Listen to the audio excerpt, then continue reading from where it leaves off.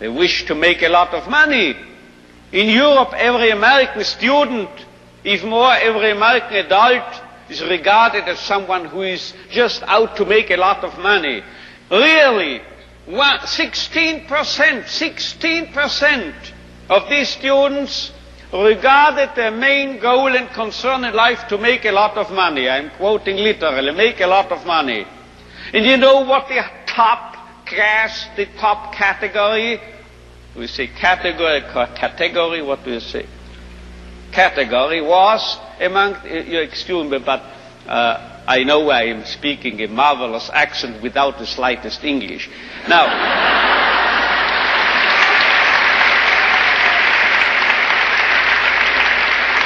you know what the top category was?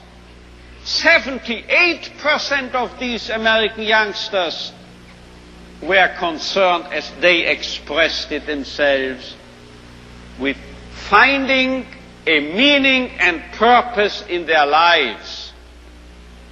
So this is a realistic view on man. And you know, you won't believe it, gray hair, my age, I started taking flying lessons recently. Do you know what my flying instructor told me?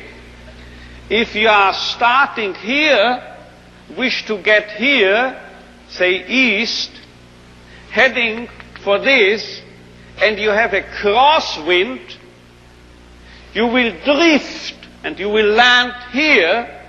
So you have to do what we pilots call crabbing, he told me, C-R-A-B, crabbing.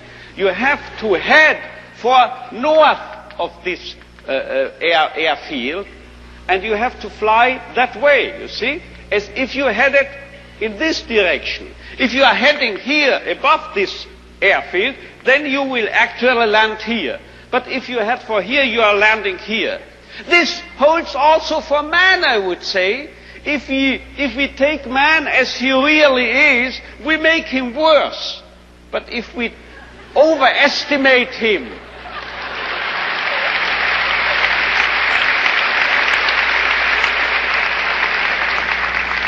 it's premature, your applause, you will soon know why.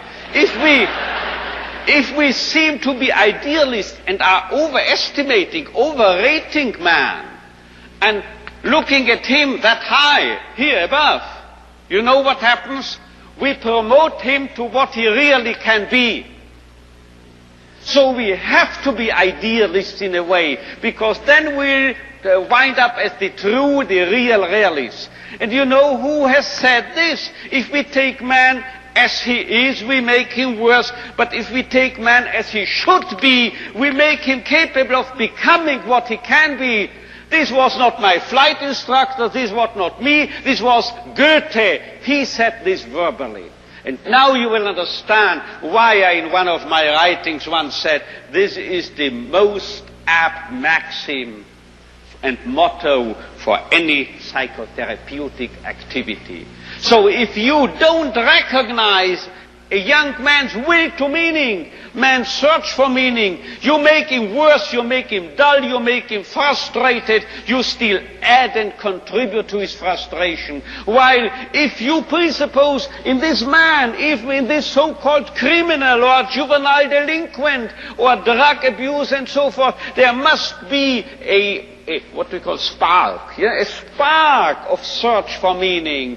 Let's recognize this, let's presuppose it, and then you will elicit it from him, and you will make him become what he in principle is capable of becoming.